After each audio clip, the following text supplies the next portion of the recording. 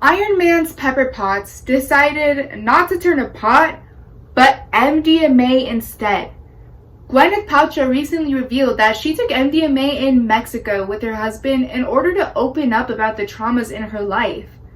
Actors suffering from trauma and ravers are not the only people trying to take advantage of MDMA.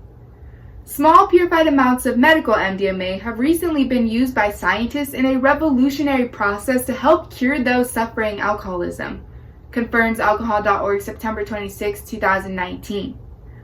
There are 17.6 million American adults that suffer from alcohol abuse disorder, reveals Washington Post April 6, 2019.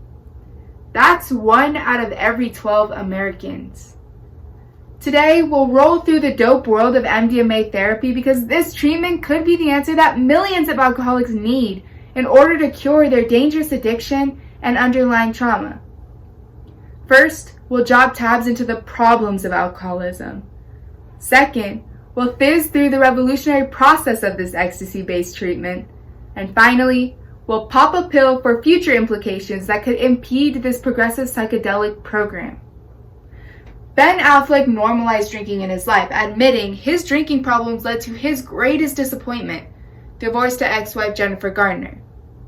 Alcoholics face similar problems such as 1. Negative effects on families, 2. Ineffective treatment options, and 3. Past dismissal for a potential cure. First, growing up, I had a father who loved his addiction more than he loved us. That was the nice way my mom had put it. Hearing such words shattered not only my heart, but my perception of who my dad was. Alcoholism goes way beyond just the alcoholic. My dad had no idea that what he was doing was hurting his family physically and mentally. Similar to others, this had led to my own personal mental issues. Psychology Today, August 16, 2019, reports that 76 million adults have a family history of alcoholism. Children from these families are passively taught to bury their feelings or face the wrath of their drunk parents. These children have flashbacks which interfere with their jobs, relationships, and according to the Sunrise House American Addiction Treatment Center, June 20, 2019, without adequate treatment, they are more likely to experience severe depression, suicidal thoughts, and substance abuse.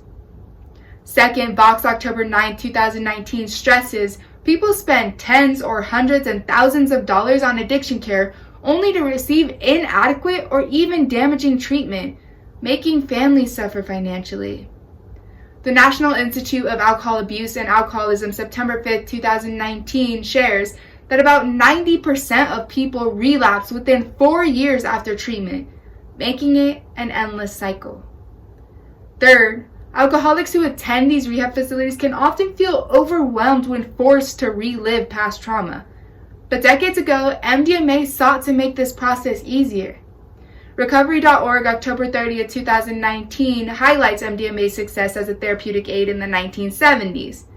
Yet, the Drug Enforcement Agency was worried by MDMA's growing recreational usage and labeled it a Schedule I drug, making it illegal.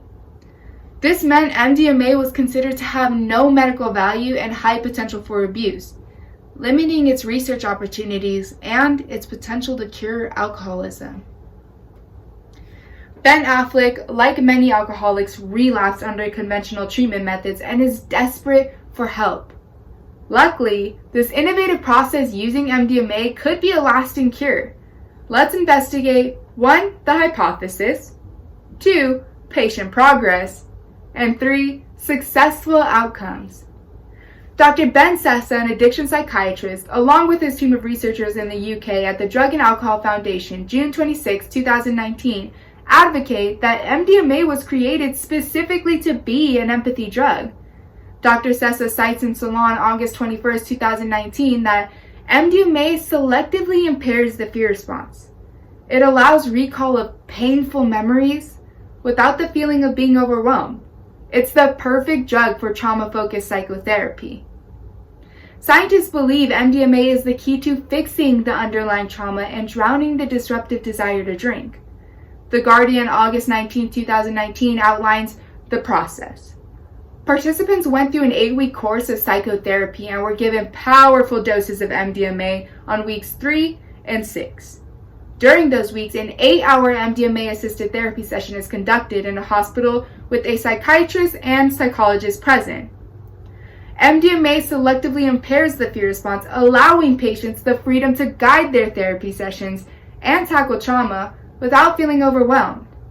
The participants ranged from a 54-year-old mother of 3, a retired man with a 30-year drinking problem, and a former heroin user.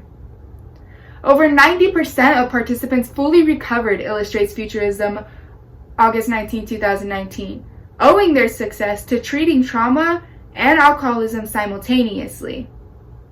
One woman elaborates to the Daily Mail, updated July 15, 2019, "It's given me what I've wanted. To be cured of my alcoholism, to not have the cravings, and to look at life differently." The Independent, August 19, 2019, claims that none of the participants had any physical or psychological side effects. There was no Black Monday, Blue Tuesday, or whatever ravers call it. Just success. Ben Affleck, like MDMA-assisted psychotherapy, has critics. Many wonder if the future of MDMA will be able to overcome the potential dangers of MDMA's use, including 1. Cardiovascular risks, 2. Lethal drug combinations, and 3. The fear that these challenges won't be overcome.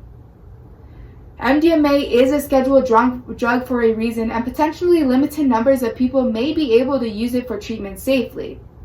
Dr. Sessa and colleagues admit in the peer-reviewed journal Frontiers of Psychiatry, March 10, 2019, that MDMA is harder on the cardiovascular system than other hallucinogens and would require the patient's heart to be in good condition.